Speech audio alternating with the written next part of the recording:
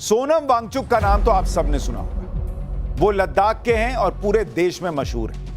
लेकिन सोनम वांगचुक पर बहुत गंभीर आरोप लग रहे हैं कि लेह में जो कुछ हुआ वो उन्हीं का किया धरा है। सोनम वांगचुक लद्दाख में विरोध प्रदर्शन का सबसे बड़ा चेहरा है। वो लद्दाख को पूर्ण राज्य का दर्जा देने की मांग को लेकर भूख हड़ताल कर रहे थे। उनके अनशन में 2 लोगों की तबीयत बिगड़ी और उन्हें अस्पताल ले जाया गया।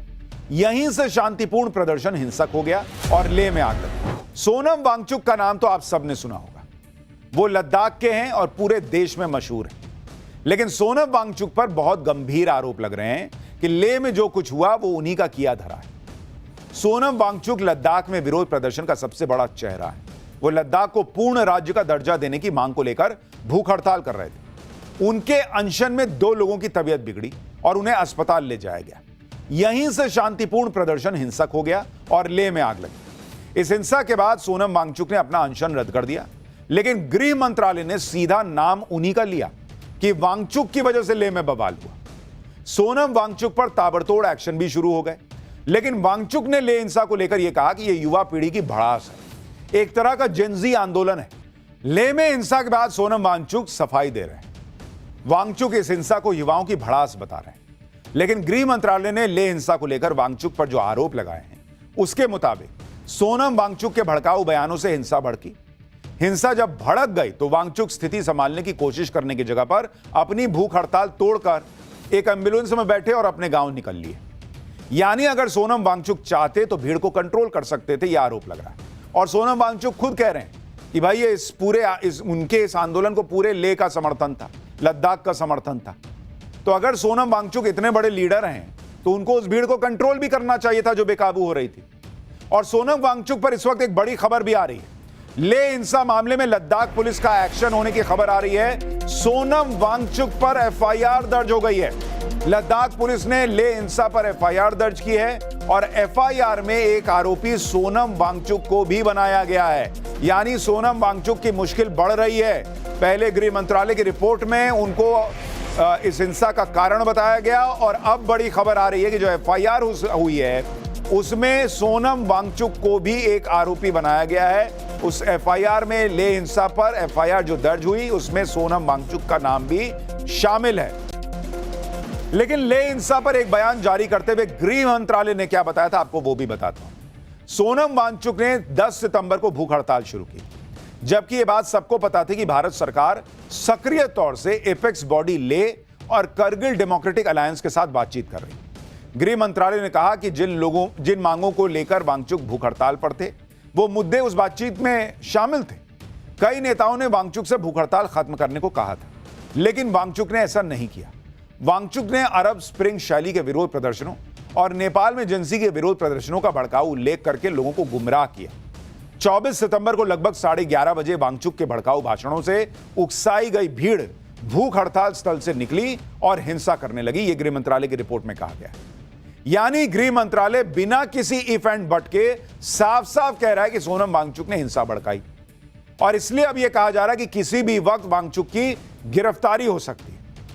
लेकिन एक सवाल तो गृह मंत्रालय से भी होगा कि अगर सोनम वांगचुक ये सब कर रहे थे, समझाने पर नहीं समझ रहे थे, उनका अपना इंटेलिजेंस क्या कर रहा था? उनको नहीं समझ में आ रहा था कि ऐसी भीड़ जो है, ऐसा जेनजी जो है, ऐसे आंदोलन या ऐसे हिंसा की तैयारियां चल रही हैं? उसको लेके भी तो सवाल खड़े होंगे। सोनम वांगचुक पर समय रहते यह कार्रवाई क्यों नहीं कर दी गई? लेकिन लेह हिंसा को लेकर सोनम वांगचुक यह कहकर अपना पल्ला झाड़ रहे हैं कि युवाओं की भीड़ गुस्से में आ गई, इसमें उनका कोई लेना देना नहीं। लेकिन अब सोनम वांगचुक के पुराने बयान भी निकल रहे हैं, जिसमें उन्होंने अपने प्रदर्शन के दौरान कभी नेपाल तो कभी बांग्लादेश की बात की थी। आरोप है कि इस तरह के प्रोटेस्ट जिन्होंने दूसरे देशों में तख्ता पलट कर दिया, उनकी बात करके सोनम वांगचुक ने लद्दाख को नेपाल बांग्लादेश बनाने की साजिश की थी क्या? आप सोनम वांगचुक के वो पुराने बयान देखिए जो वायरल हो रहे हैं। दावा है कि 10 सितंबर 2025 को ही सोनम वांगचुक ने कहा कि बांग्लादेश, नेपाल, श्रीलंका की तरह लद्दाख में भी आम जनता बदलाव लाएगी। उनके कुछ वीडियो वायरल करके यह आरोप लगाया जा रहा है कि सोनम वांगचुक ने प्रदर्शनकारियों को नकाब पहनकर हिंसा करने के लिए उकसाया। आरोप है कि सोनम वांगचुक कश्मीर स्टाइल में लद्दाख में जनमत संग्रह कराने की भी मांग कर चुके हैं। सोनम वांगचुक उस कांग्रेस पार्षद का भी बचाव कर रहे हैं जिस पर हिंसा भड़काने के आरोप में एफआईआर। सोनम वांगचुक का एक बयान भी वायरल हो रहा है जिसमें वो नेपाल बांग्लादेश की बात कर रहे हैं। एक बार इसको सुनिए, फिर जो आरोप लग रहे हैं उनकी सच्चाई भी बताऊंगा। यही वो बयान है जिनको लेकर सवाल उठ रहा है कि अगर सोनम वांगचुक खुद शांतिपूर्ण तरीके से भूख हड़ताल कर रहे थे तो जो सुनने आए थे उनको ये क्यों कह रहे थे कि श्रीलंका, नेपाल और बांग्लादेश जैसा यहां पर बदलाव आ जाएगा। श्रीलंका, नेपाल और बांग्लादेश में तो भूख हड़ताल करके बदलाव नहीं आया, वहां तो हिंसा हुई, आगजनी हुई, तोड़फोड़ हुई, मारापीटी हुई, पब्लिक सड़क पर आ गई, देश जलाने लगी। तो जब आप अगर खुद भूख हड़ताल में विश्वास रखते हैं तो जो सुनने आए थे उनको उन देशों का उदाहरण क्यों दे रहे थे, यह सवाल पूछा जा रहा है। सोनम वांगचुक के ऐसे ही बयान को लेकर उन पर गंभीर आरोप लग रहे हैं। सवाल उठ रहे हैं कि कहीं वो विदेशी ताकतों के हाथ में तो नहीं खेल रहे। पिछले साल मार्च में जब लद्दाख में भारत और चीन की सेना बॉर्डर पर आमने सामने थी, तब सोनम वांगचुक ने यह धमकी दी थी कि अगर चीन लद्दाख में घुसने की कोशिश करेगा तो हम चीन से नहीं लड़ पाएंगे। सुनिए। यहाँ के एक फेमस कॉमेडियन हैं जिन्होंने कहा कि जब चीन घुस आता है तो लद्दाख के लोग जान देकर रोकते हैं, मगर अब अगर भारत सरकार हमारे लिए कुछ नहीं कर रहा है तो अगली बार वो आए तो हम उनको रास्ता दिखाएंगे, हम रोकेंगे नहीं। हम जान क्यों दे जब हमारा कोई संरक्षण नहीं हो रहा है। लद्दाख के लोगों में एलियनेशन और फ्रस्ट्रेशन आना भारत के लिए अच्छी बात नहीं है। अगली बार किसी युद्ध में लोगों में जज्बा कम दिखे, वो स्वयं सेवक बन के न निकलें, तो इसका जिम्मेदार सरकार खुद होगी।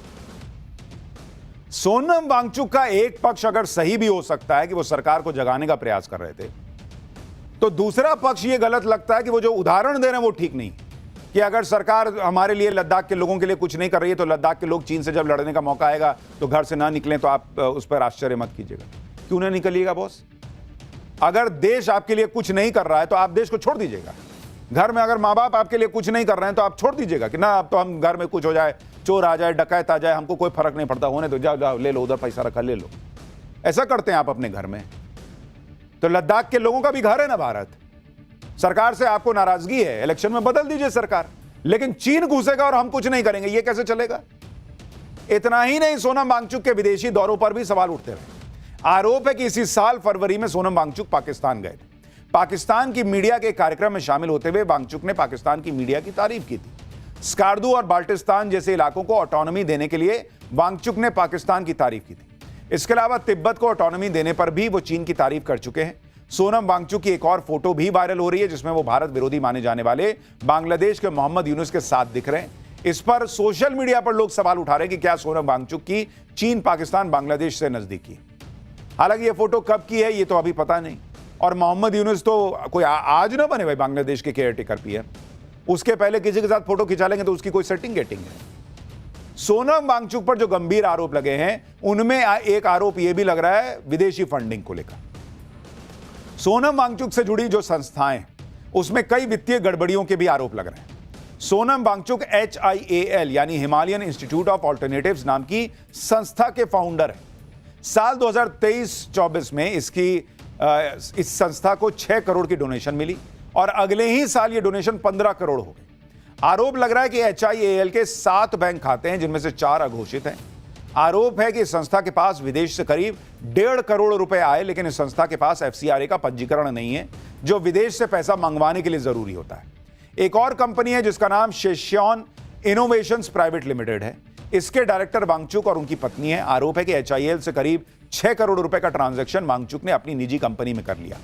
शेश्योन इनोवेशंस प्राइवेट लिमिटेड के भी 3 बैंक खाते हैं जिसमें से 2 अघोषित हैं। उनसे जुड़ी हुई एक और संस्था है सेकमॉल यानी students educational and cultural movement of Ladakh. इस संस्था के पास 9 बैंक खाते हैं जिसमें से 6 अघोषित हैं। सोनम वांगचुक के अपने 9 बैंक खाते हैं जिसमें से 8 अघोषित है, यह भी आरोप लगा। आरोप है कि इन अघोषित बैंक खातों में विदेशों से बड़ी रकम डाली गई। अब इन आरोपों को लेकर सवाल उठ रहे हैं कि क्या सोनम वांगचुक को हिंसा भड़काने के लिए विदेश से पैसा भेजा गया था? क्या सोनम वांगचुक के पीछे कोई विदेशी ताकतें हैं जो भारत को नुकसान पहुंचाना चाहती हैं? लेकिन फिर उल्टा सवाल सरकारी एजेंसियों से भी है कि कल हिंसा न भड़कती तो आप क्या करते? यह सब जानकारी अब तक कहां थी? 2 महीने पहले से अगर CBI जांच कर रही थी तो पहले ही ये सब FIR वगैरह करके आपको एक्शन लेना चाहिए था। हिंसा भड़की तब आपको FCRA का लाइसेंस रद्द करना याद आ रहा है। सोनम वांगचुक से जुड़ी संस्थाओं की फंडिंग पर सवाल उठ रहा है। सोनम वांगचुक के खिलाफ अब एक्शन तेज हो गया है। सरकार ने सोनम वांगचुक की संस्था सेकमॉल का एफसीआरए लाइसेंस कैंसिल कर दिया। यह एक्शन उन आरोपों को देखते हुए लिया गया जिसमें वांगचुक की संस्था के बैंक खातों में वित्तीय अनियमितता देखी गई। स्वीडन से फंड ट्रांसफर हुए हैं, जिसे लेकर सरकार का यह मानना है कि यह राष्ट्रहित के खिलाफ है। आरोप है कि स्वीडन से 4,93,000 रुपए की डोनेशन आई। यह डोनेशन इसलिए दी गई ताकि युवाओं को माइग्रेशन, क्लाइमेट चेंज जैसे मुद्दों पर जागरूक किया जा सके। इसके अलावा फूड सिक्योरिटी और संप्रभुता जैसे मुद्दों पर भी जागरूक किया जा सके। इसी को लेकर गृह मंत्रालय ने आपत्ति जताई कि संप्रभुता जैसे मुद्दों पर विदेशों से फंड लेकर वर्कशॉप लगाना राष्ट्रहित के खिलाफ है। इससे पहले गृह मंत्रालय ने एक्टिविस्ट सोनम वांगचुक की संस्था सेकमॉल को लेकर एक शो कॉज नोटिस भी भेजा था, जिसमें वित्तीय गड़बड़ी पर जवाब मांगा गया था। आरोप है कि वित्त वर्ष 2021-22 में वांगचुक ने सेकमॉल के एफसीआरए अकाउंट में 3.5 लाख रुपए जमा किए थे, जो एफसीआरए एक्ट के सेक्शन 17 का उल्लंघन है। इसके अलावा वांगचुक की एक और संस्था के खिलाफ भी सीबीआई की जांच चल रही है। वांगचुक की संस्था HIAL पर फॉरेन कंट्रीब्यूशन रेगुलेशन एक्ट के उल्लंघन का आरोप है। अगस्त में HIAL का जमीन आवंटन रद्द कर दिया गया था। लद्दाख प्रशासन ने दावा किया था कि जमीन का उपयोग आवंटन उद्देश्यों के लिए नहीं हुआ। सोनम वांगचुक पर ताबड़तोड़ एक्शन के बीच अब यह कहा जा रहा है कि सोनम वांगचुक की गिरफ्तारी जल्द हो सकती है, लेकिन सोनम वांगचुक का दावा है कि उनकी गिरफ्तारी से हालात और बिगड़ जाएंगे।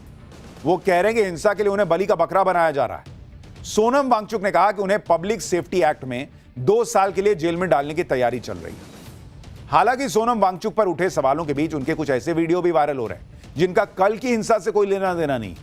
ऐसा ही एक वीडियो यह कहकर फैलाया जा रहा है कि सोनम वांगचुक प्रदर्शनकारियों को भड़काने के लिए चेहरा ढककर प्रदर्शन करने के लिए कह रहे हैं। इस वीडियो में सोनम वांगचुक मास्क पहनकर यह दिखा रहे हैं कि भाई ये मास्क कैसे पहनना, और इसी आधार पर यह दावा कर दिया गया कि हिंसक प्रदर्शन करने के तरीके बता रहे हैं।